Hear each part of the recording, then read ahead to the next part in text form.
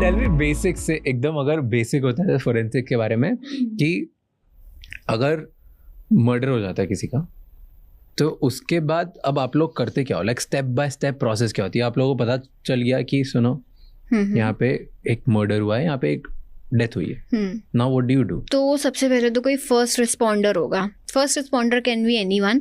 Generally जो police से कोई एक होता है जिन्हें कॉल आती है कि यहाँ पे ऐसा ऐसा कुछ हो गया है तो आप आ जाइए. तो first responder is police. Police वहाँ पहुंची और पुलिस पहुंच के पहले देखती है, क्राइम सीन को कवर कर लेती है. उन्हीं का काम होता है protection of the crime scene, जिससे कि जो जनरल पब्लिक है, मीडिया है, कोई भी उसे डिस्ट्रॉय ना करे. प्रोटेक्ट करने के बाद में फिर वो फॉरेंसिक्स टीम को बुलाती है.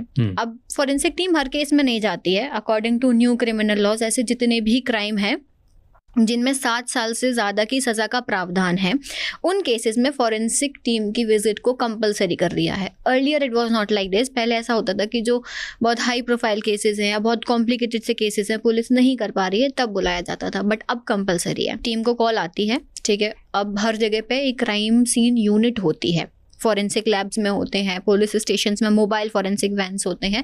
जहाँ जिस भी एरिया में आ रहा होगा वहाँ से टीम जाएगी, पहुँचेगी वहाँ पे. ऑलरेडी कवर्ड है, प्रोटेक्शन में है एरिया. तो अब पहला काम होता है कि recording of the crime scene. कुछ भी टच नहीं करना है आपको, आप पहले रिकॉर्ड करोगे क्राइम सीन को. एक 7S रूल होता है फॉरेंसिक्स का. 7S. Okay. 7S रूल में आपका स्टार्टिंग उसी से होता है, protection of the crime scene, ठीक है. फिर see the scene. See the scene यानी जस्ट आप एक बार देख लो. Enter, you are not allowed to enter till now. आप एक बार बस देख लो. Scan the scene, see the scene. मतलब अगर एक रूम में हुआ है तो वहाँ पे अभी तक एंटर करना अभी तक नहीं है. आप पहले देख लो कि क्या है वो सीन.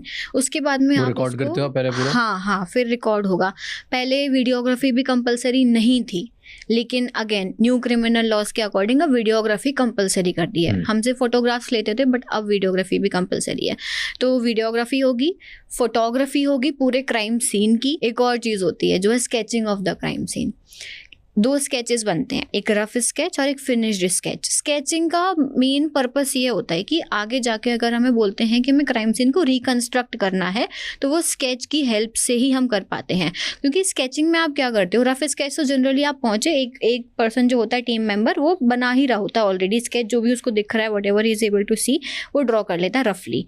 फिर एक फिनिश्ड स्केच बनता है जिसमें हम एक एक चीज़ को क्या करते हैं, मेजर करके, वॉल्स कितना एरिया है इनका, एविडेंस कहाँ पे है, बॉडी किस एंगल पे है, कितने डिस्टेंस में है, सब कुछ पूरा मेजर करने के बाद में हम फिनिश्ड स्केच बनाते हैं. और वो बहुत इंपॉर्टेंट होता है रिकंस्ट्रक्शन के लिए. ठीक है, बन गया स्केच. इसके बाद में आप एविडेंस सर्च स्टार्ट करते हो. तो सर्चिंग मेथड्स होती हैं. अब किस तरीके का क्राइम सीन है, इंडोर है, आउटडोर है, मोबाइल है, कैसा क्राइम सीन है, depending on that the investigating officer और the forensic expert will choose कि आपको कौन सी सर्च मेथड लगानी है. और एविडेंस ढूंढना स्टार्ट करें. रेलिवेंट एविडेंसेस, सब कुछ नहीं उठा के लाना है हमें. रेलिवेंट एविडेंसेस हमने देखी, उन्हें मार्किंग कर दी, मार्क कर दिया. उसके बाद कलेक्शन होता है. फोटोग्राफी के साथ साथ आप अभी मूव नहीं कर सकते हो.